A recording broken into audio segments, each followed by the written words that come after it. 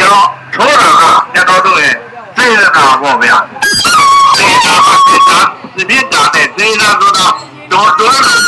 တို့ဘာသာကိုကြည့်တာ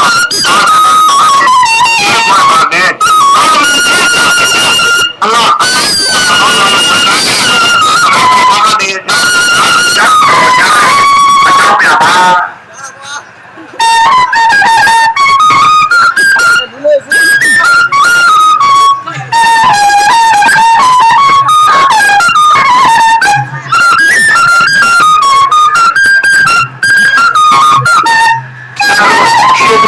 ဒီကအပြင်ပြင်းပြင်းချင်းတို့တော့တကယ်လို့တမီးတို့ရောက်တဲ့ဟောမတော်ပြီပါဒါပြီးစားမယ်လို့နော်မတည့်ရဲ့လေရှက်ချက်တို့မတော်ပြီပါနော်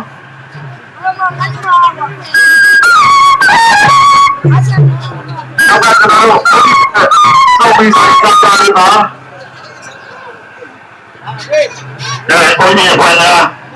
ဒါတော့ခဏလာမယ်နော်ငါဟိုနေပေါ်လာမယ်နောက်ကြရင်တော့မောင်ငယ်လေးတို့ကြည့်ရဒီကနေဒီအပိုင်းဘယ်တော့မှရောက်ပါနဲ့ဟုတ်ပြီကွာတော့ငယ်လေးတွေဟိုဒီမိမိရဲ့တာဝန်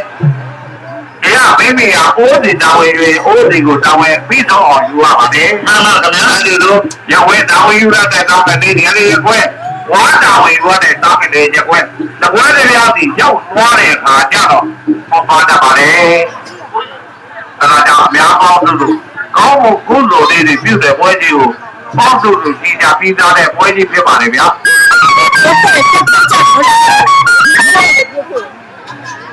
အဲ့ဒီအိုးဒီကမှအိုးဒီနေရာသွားပြီပါဟေးကျွန်တော်ခလာနော်ပါဒါပေမဲ့ဒီနေလို့ပြောလိုက်အောင်ဒီနေကဲစလိုက်တော့ဒီကျိုးလေးခင်မယ်နော်မဟိုလုံးပဲဟဲ့ဒီကိုရတာတို့ဒီကိုရတာတို့မတင်နေသူတို့ရဲ့အိမ်တော်မင်္ဂလာနာမှာပြောပြတဲ့ဘုံတို့နဲ့မျိုးတော်မရိုက်တဲ့ဘကုတော်တလိုက်တောက်ချက်ကလေခေါ်တဲ့ကျော်ပါရပြောပြတဲ့ဘကုတဲ့သိကြီးကိုဟိုဒီပေါပေါဒုရိယာငါပြဆုံးလေးသွားဖြစ်အိမ်တော်မင်္ဂလာနတ်ရှိမှာကျွမ်းကာလာဗိဒါများဖြစ်ဖြောင်းပြနေတဲ့အလို့တော်ကမှာဖြစ်တဲ့အတွက်ကျန်တဲ့ဟိုဒီဖွေသားများကဒီလိုပြကြတာဆိုလား